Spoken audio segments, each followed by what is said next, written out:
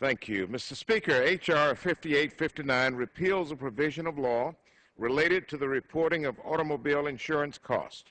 This provision requires car dealers to make available to prospective buyers information that compares insurance costs for different vehicles based on damage susceptibility.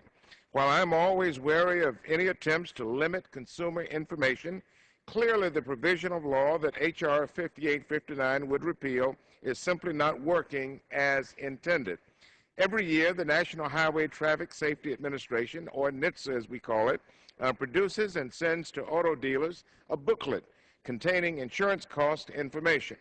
Dealers have told us that very few consumers even ask for the booklet. Yet, under federal law, NHTSA is still required to produce and distribute these booklets, and dealers are still required to make them available.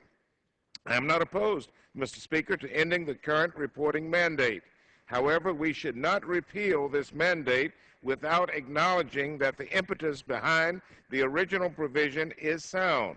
The purpose of the provision was to give consumers a basis for comparing damageability risk at the point of sale.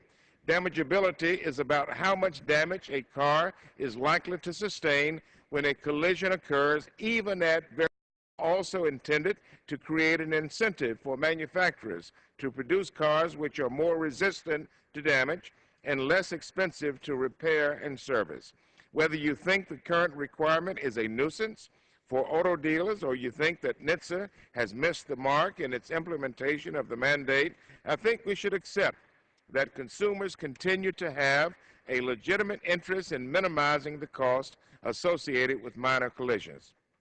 Therefore, I would like to thank Congressman Harper for his interest in this, Congressman Owens on our side of the aisle from New York, who was one of the original members of Congress who presented this idea, Chairman Bono Mack and Chairman Upton and Ranking Member Waxman for all working with me to include alongside the repeal a requirement that NHTSA thoroughly examine, that would be the requirement, that NHTSA would thoroughly re-examine the issue of how best to inform prospective buyers about damage susceptibility. I think we have struck the right balance. We fix a valid problem and keep in place a valuable principle. Under the bill before us, NHTSA would have 2 years to conduct a study, solicit public comment, and issue a report to Congress that will determine the most useful data, format, and method for providing simple and understandable damage susceptibility information to consumers. The agency would evaluate whether insurance costs are the best measure of damage susceptibility or whether there's a better way to make comparisons between vehicles and a better way to make such information available to consumers. Mr. Speaker, I've said time and time again that information is power, and that is certainly true.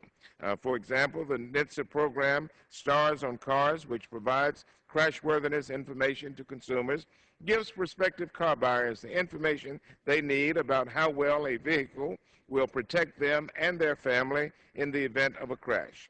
And car companies now routinely compete to make safer cars that better protect passengers.